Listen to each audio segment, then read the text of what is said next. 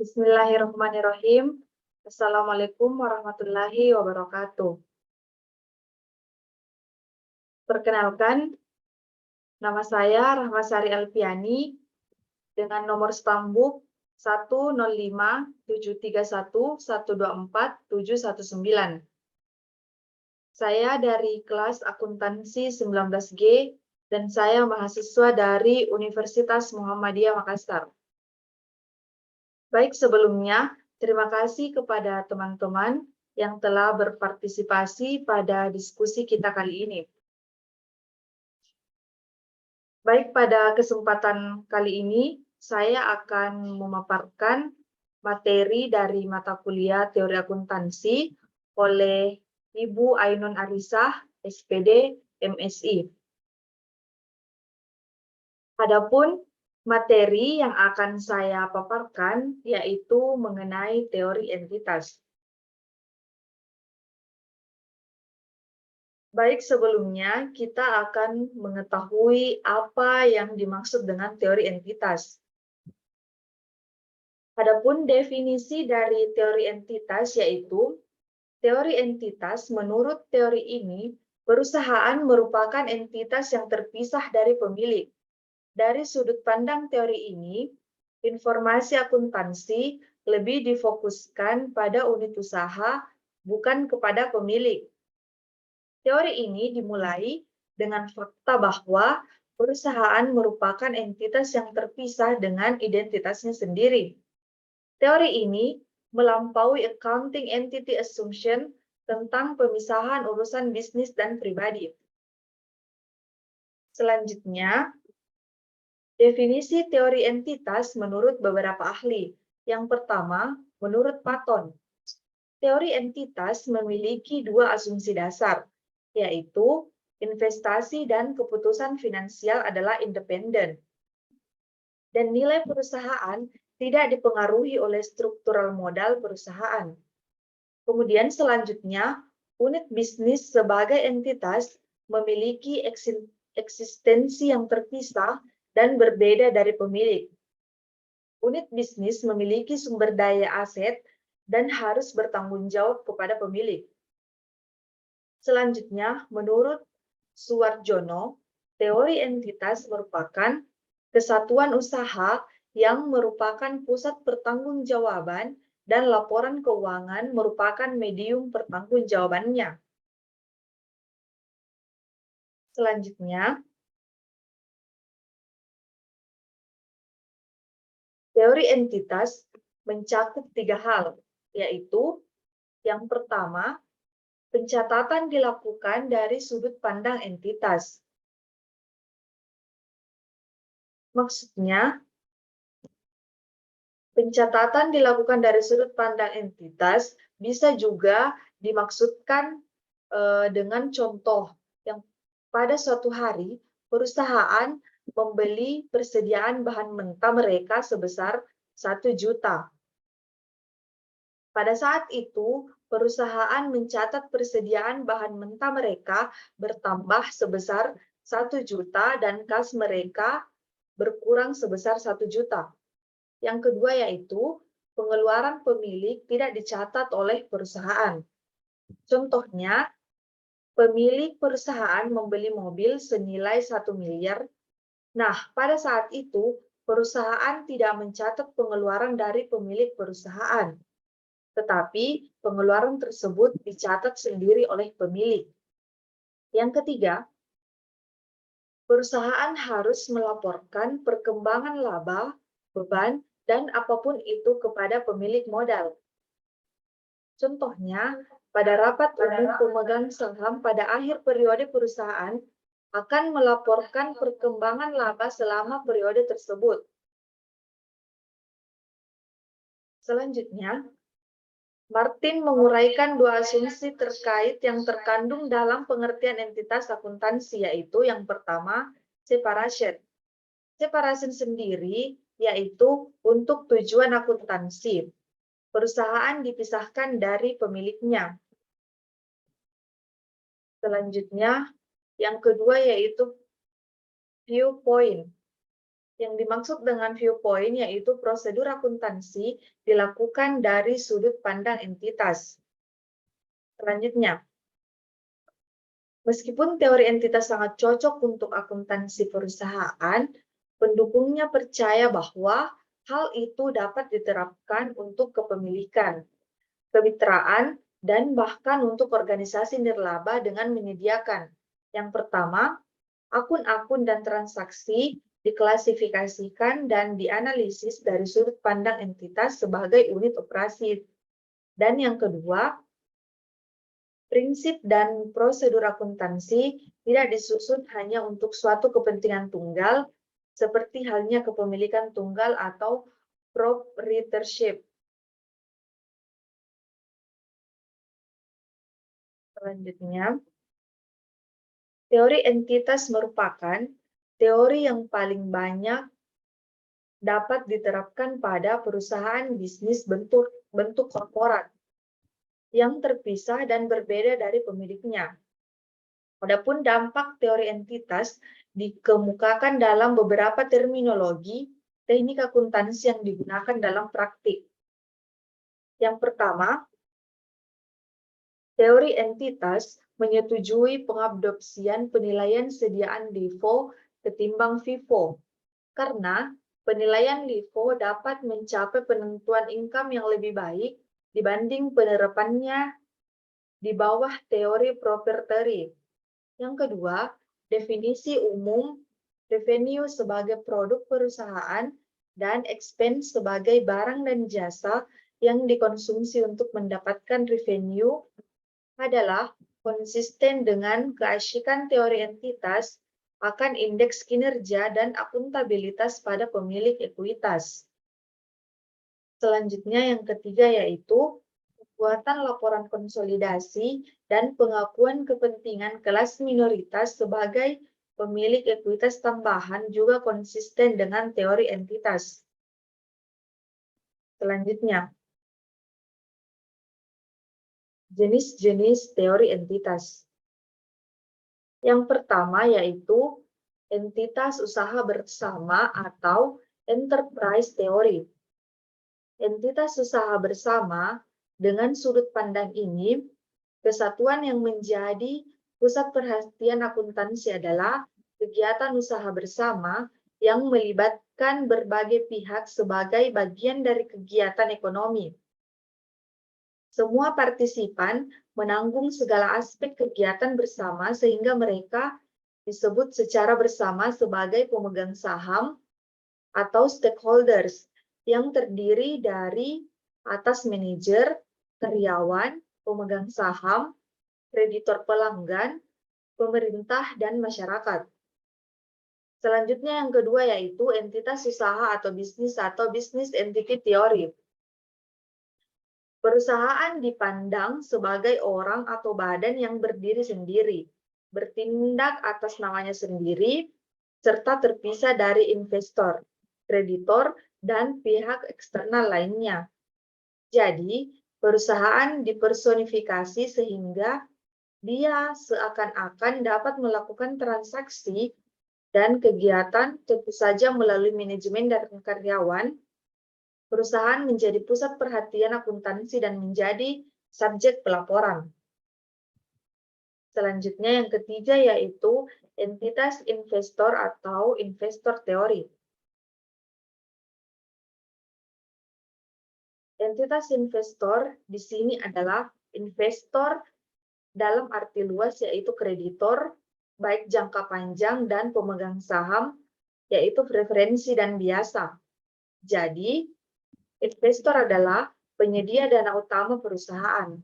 Dengan teori ini, pusat perhatian akuntansi adalah kedua kelompok tersebut dan keduanya dipandang sebagai mitra manajemen atau manajemen asosiasi, bukan sebagai pihak luar, sebagaimana dalam sudut pandang kesatuan usaha. Dengan kata lain, perusahaan melalui manajemen bertindak atas nama investor.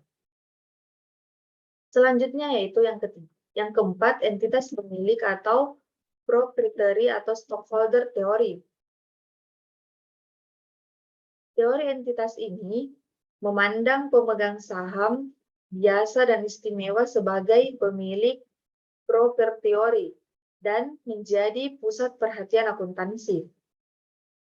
Pemegang saham tetap menjadi mitra manajemen. Aset menjadi milik pribadi pemegang saham sehingga hutang merupakan keharusan pemegang saham, di mana artinya pemegang saham menanggung segala risiko yang berkaitan dengan utang.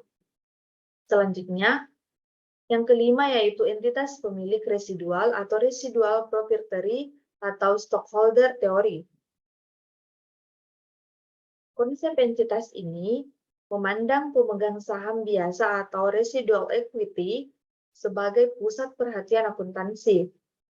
Pendekatan ini sebenarnya tidak berbeda dengan sudut pandang pemilik atau property concept yang telah dijelaskan di atas. Namun hanya dalam pendekatan ini, pemilik adalah pemegang saham biasa.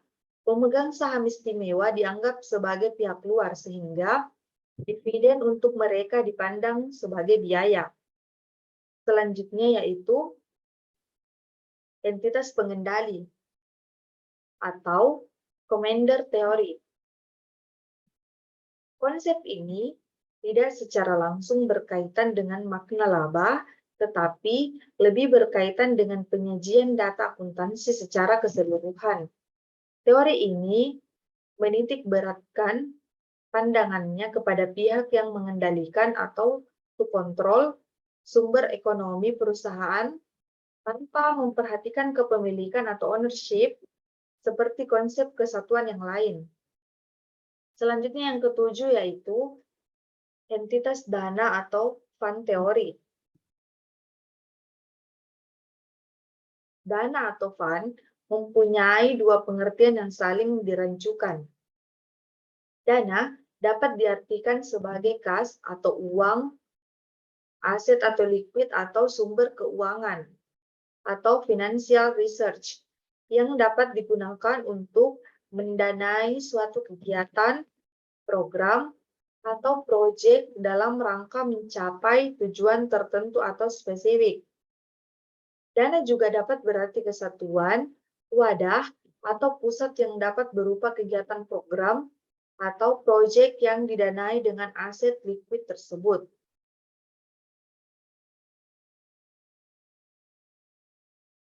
Selanjutnya, kritik teori entitas. Meskipun konsep dasar teori entitas telah beredar sejak abad ke-19, ia gagal mendapatkan banyak pengikut. Ini sebagian karena kritik utama dan agak jelas yang telah dilampirkan pada teori tersebut. Pada akhirnya, perusahaan itu sendiri bukanlah entitas independen, tetapi alat atau perpanjangan tangan dari pemilik dan atau manajer yang dirancang untuk menghasilkan laba. Keuntungan ini selalu terkait dengan dompet pemilik.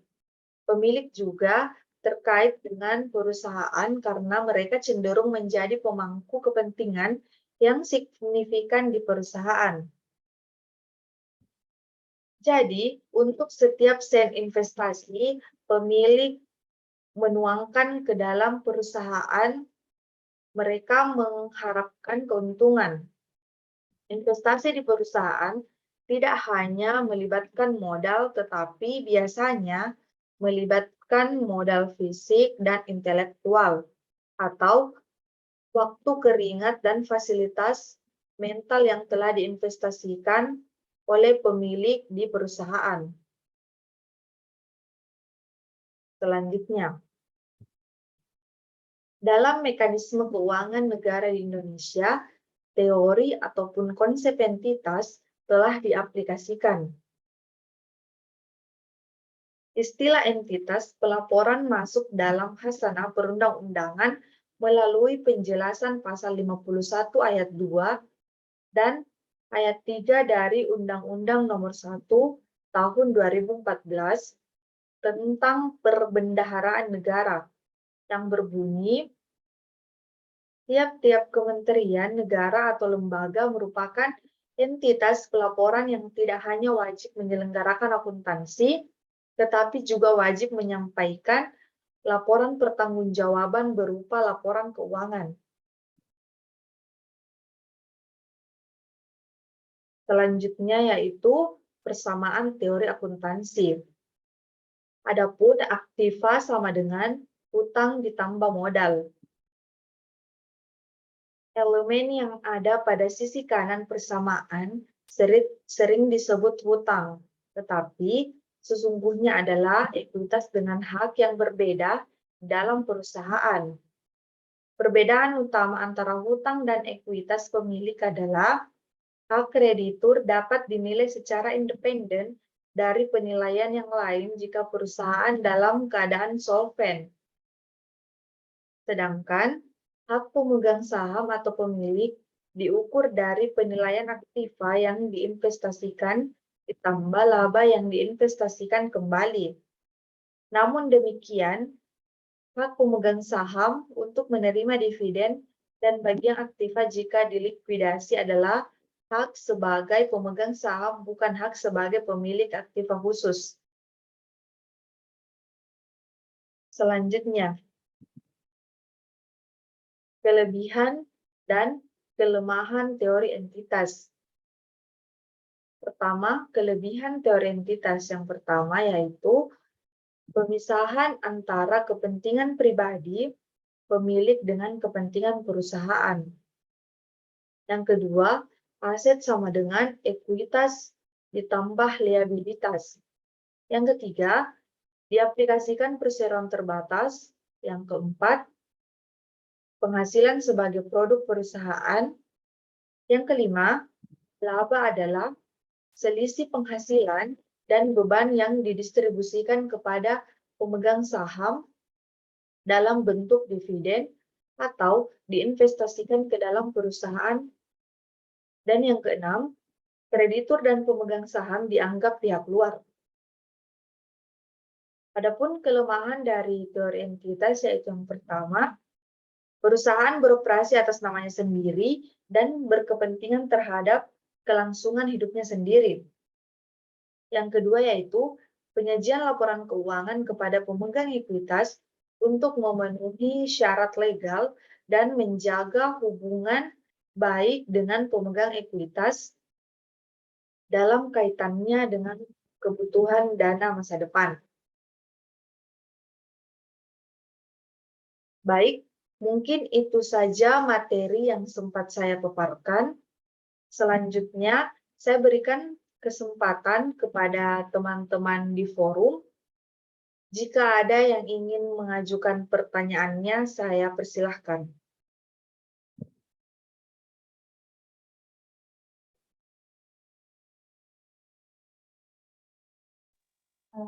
Saya Baik, saya persilahkan kepada Saudari Muslela Musdar.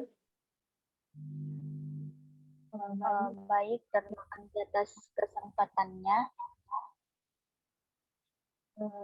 Pertanyaan saya yang pertama, jelaskan mengenai teori entitas dan apa kaitannya dengan laba. Pertanyaan saya yang kedua yaitu, apakah teori entitas dalam rangka penciptaan data akuntansi harus konsisten dengan teori entitas dalam penentuan dan penyajian laba? Mungkin itu saja pertanyaan saya. Terima kasih. Baik, terima kasih atas pertanyaan yang telah diajukan.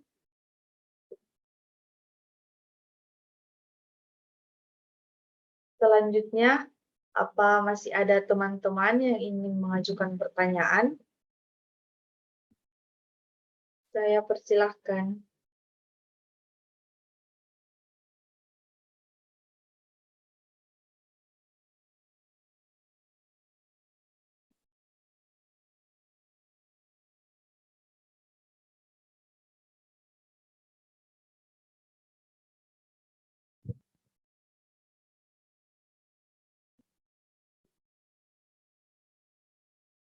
Baik, jika sudah tidak ada yang ingin mengajukan pertanyaan, saya akan menjawab pertanyaan pertama, yaitu apakah teori entitas dalam rangka penciptaan data akuntansi harus konsisten dengan teori entitas dalam penentuan dan penyajian laba?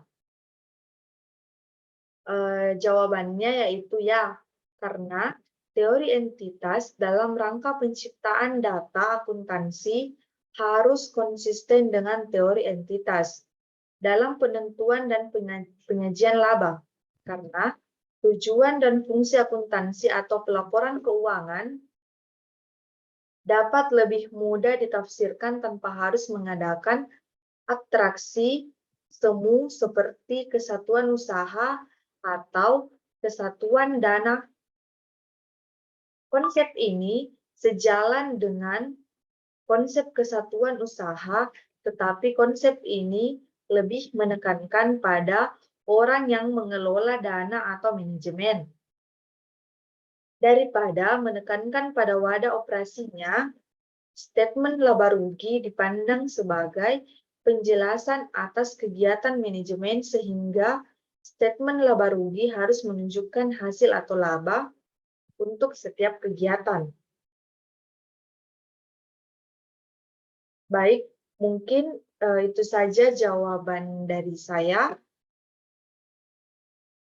Saya berikan kesempatan kepada teman-teman di forum, apakah ada yang ingin memberikan tambahan atau ingin menyanggah jawaban yang telah saya berikan. Saya berikan kesempatan untuk menyampaikan pendapatnya.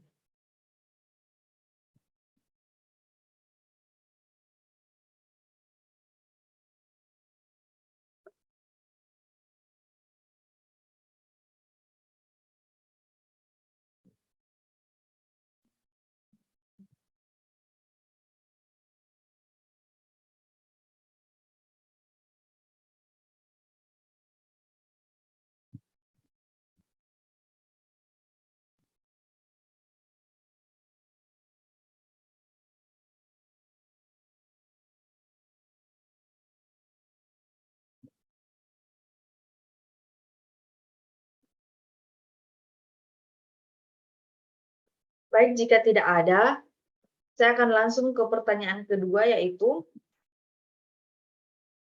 jelaskan mengenai teori entitas dan apa kaitannya dengan laba. Teori entitas berkaitan dengan penentuan siapa yang dianggap paling berkepentingan dengan suatu kegiatan ekonomi, sehingga pihak tersebut berhak untuk menikmati laba karena berkaitan dengan siapa yang berhak atas laba. Teori entitas sering disebut pula dengan teori ekuitas.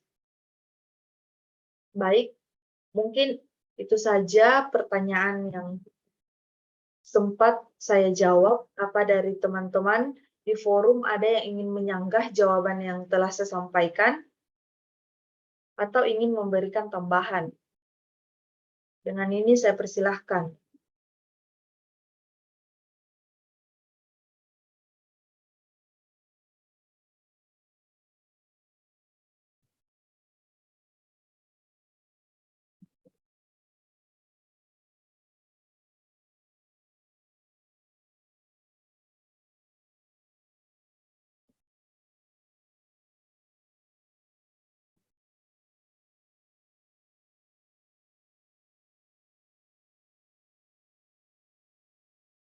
Baik, jika tidak ada, saya kembalikan kepada pihak penanya, Saudari Muslaila Musdar, apakah jawaban yang saya berikan sudah dirasa jelas atau cukup, atau masih ingin ditanggapi? Dengan ini saya persilahkan.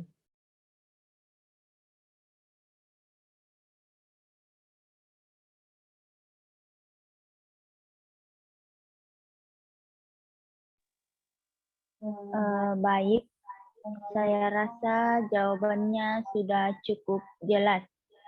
Terima kasih. Baik, terima kasih.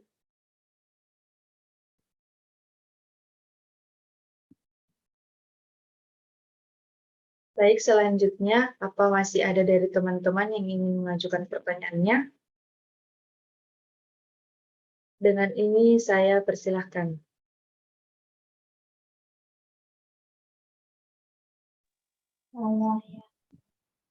Baik, saya persilahkan kepada Saudari Nurlanisa. Baik, terima kasih atas pertanyaannya. Pertanyaan saya, apa yang dimaksud dengan entitas tanpa akuntabilitas publik? Mungkin itu saja pertanyaan saya. Terima kasih. Baik, terima kasih atas pertanyaannya.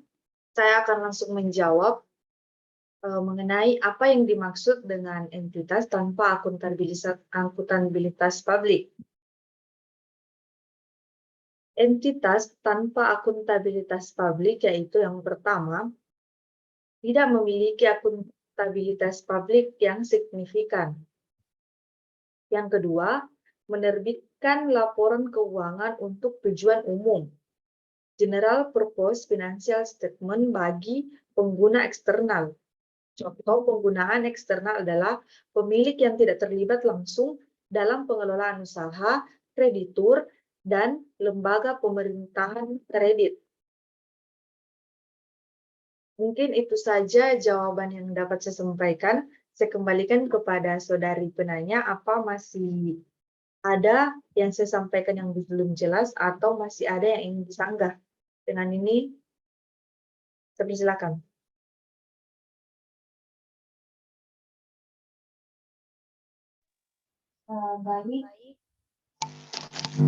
Baik, saya rasa jawabannya sudah cukup jelas.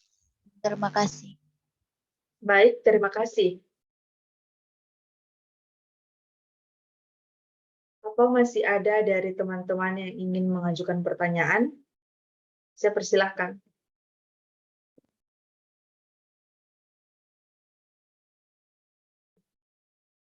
Baik, jika sudah tidak ada yang ingin mengajukan pertanyaan, saya akan menutup sesi diskusi kita pada hari ini. Tapi sebelum saya menutup diskusi kita ini, izinkan saya untuk menyampaikan kesimpulan. Adapun kesimpulannya yaitu, teori entitas merupakan entitas yang terpisah dari pemilik. Dari sudut pandang teori ini, informasi akuntansi lebih difokuskan pada unit usaha, bukan kepada pemilik. Teori ini dimulai dengan fakta bahwa perusahaan merupakan entitas yang terpisah dengan identitasnya sendiri. Teori ini melampaui accounting entity assumption tentang pemisahan urusan bisnis dan pribadi.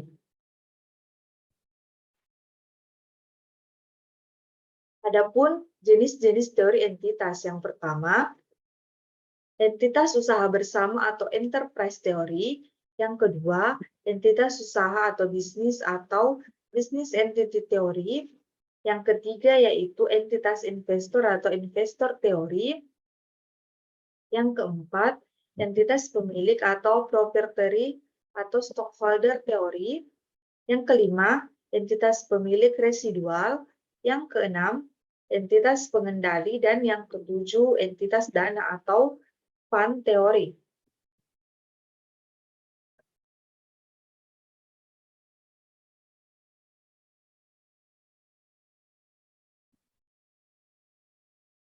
Demikianlah kesimpulan yang dapat saya sampaikan. Sebelumnya saya mengucapkan terima kasih kepada teman-teman yang sudah menyimak sampai akhir. Harapan saya dari apa yang kita diskusikan pada hari ini bisa menjadi manfaat untuk kedepannya.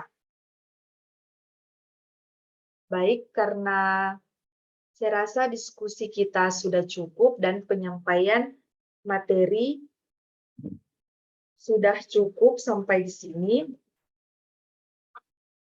Saya akan menutupnya dengan pantun, yaitu siang hari minum es selasi, minumnya pakai es batu. Sekian dan terima kasih. Assalamualaikum warahmatullahi wabarakatuh. Waalaikumsalam warahmatullahi wabarakatuh.